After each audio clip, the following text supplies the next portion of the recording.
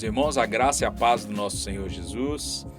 Quero convidar vocês para uma reflexão na palavra de Deus. Hoje nós vamos ler o Salmo 20, que diz o seguinte: O Senhor te ouça no dia da angústia. O nome do Deus de Jacó te proteja. Envie-te socorro desde o seu santuário e te sustenha desde Sião. Lembre-se de todas as tuas ofertas e aceite os teus holocaustos. Conceda-te conforme o teu coração e cumpra todo o teu plano. Nós nos alegraremos pela tua salvação e em nome do nosso Deus arvoraremos pendões. Cumpra o Senhor todas as tuas petições. Agora sei que o Senhor salva o seu ungido. Ele o ouvirá desde o seu santo céu com a força salvadora da sua mão direita.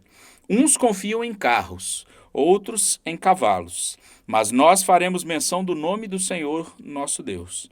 Uns encurvam-se e caem, mas nós nos levantamos e estamos de pé. Salva-nos, Senhor.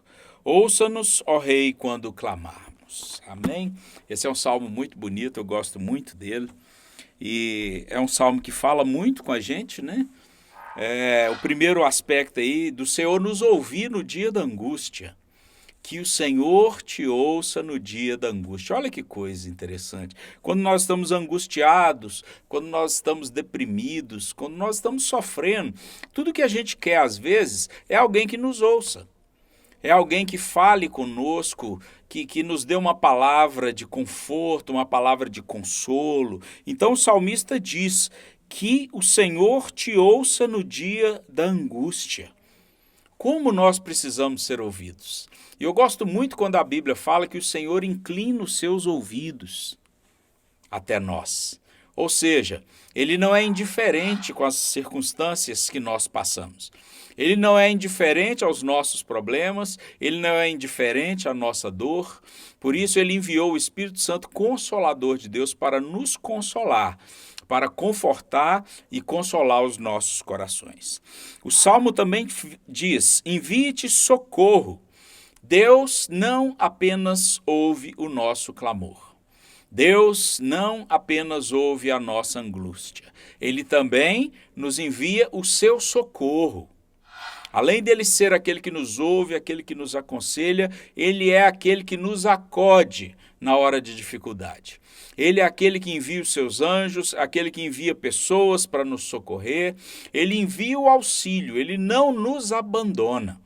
Mesmo se em determinados momentos nós nos sentimos abandonados, certamente, se os nossos olhos espirituais pudessem contemplar, nós veríamos que Deus está ao nosso lado. O anjo do Senhor se acampa ao redor daqueles que o temem e o buscam. Então, certamente, o socorro de Deus virá sobre a minha vida, o socorro de Deus virá sobre a sua vida, o socorro de Deus virá sobre o povo de Deus. Deus não nos abandonou, meus irmãos.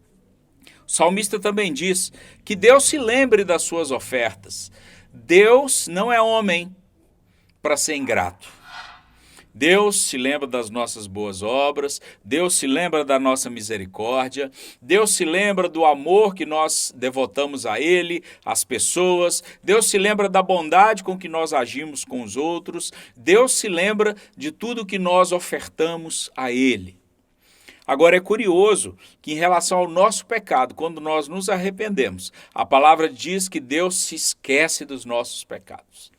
Os nossos pecados Ele lança no mar de esquecimento, mas aquilo que fizemos segundo a vontade de Deus, Ele nos abençoa, Ele nos dá o galardão, Ele nos dá a recompensa. Então o salmista pede que o Senhor se lembre das suas ofertas. E certamente Deus se lembra de todo o nosso esforço, de todo o nosso labor. Não é vão o nosso trabalho no Senhor. O Senhor tem um memorial diante dele, em que ele guarda a tudo aquilo que nós fazemos para a honra e glória do louvor dele. Nós não angariamos a salvação, de forma alguma, através das nossas obras. A Bíblia diz que pela graça nós somos salvos, por meio da fé. E isso não vem de obras, isso não vem de nós, isso vem de Deus, para que nós não possamos nos gloriar. E o salmista diz: nós nos alegraremos pela tua salvação e em nome do nosso Deus arvoraremos pendões ou bandeiras.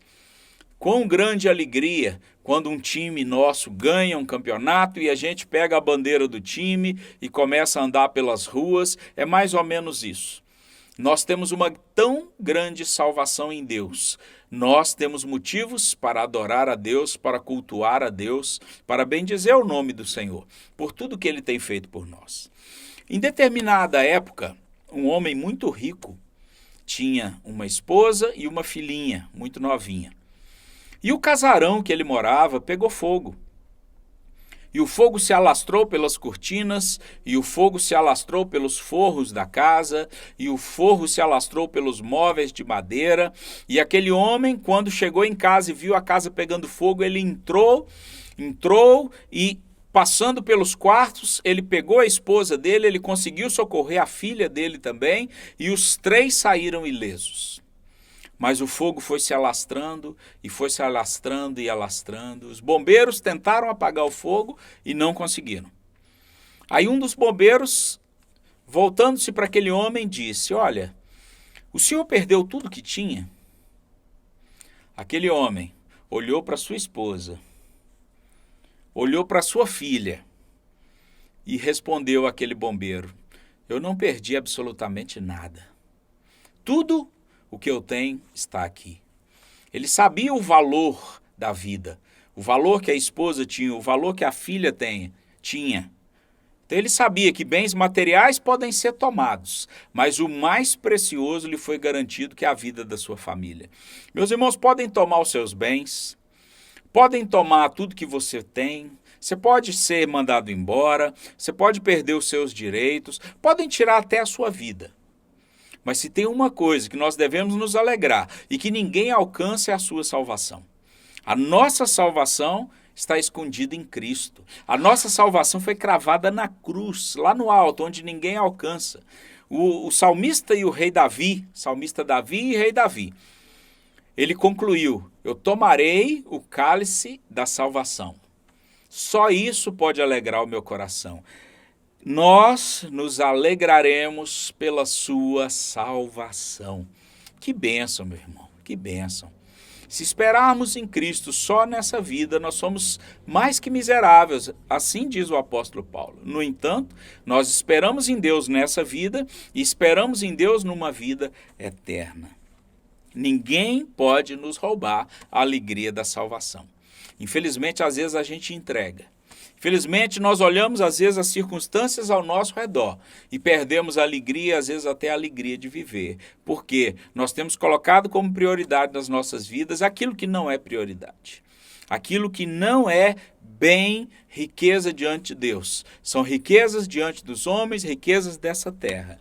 Mas nós temos que nos alegrar, porque a nossa salvação está escondida em Cristo. E por isso, meus irmãos, assim como o salmista falou nesse salmo, nós podemos também falar com convicção de fé.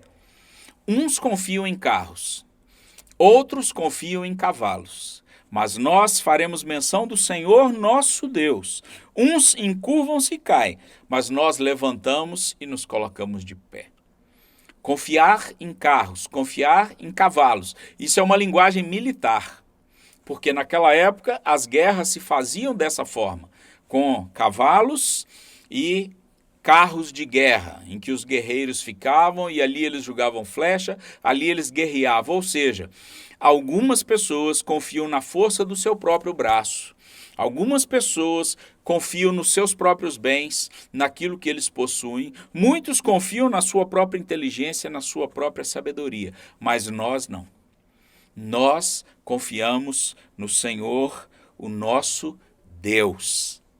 E é por isso que nós não desesperamos, é por isso que nós podemos até ficar perplexos, mas nós não perdemos a fé, porque sabemos que o Senhor está conosco. O Senhor vai nos ouvir no dia da angústia. O Senhor vai nos socorrer no momento da aflição. O Senhor vai nos garantir a alegria do nosso coração. E por isso nós continuamos e seguimos firmes, confiando no Senhor.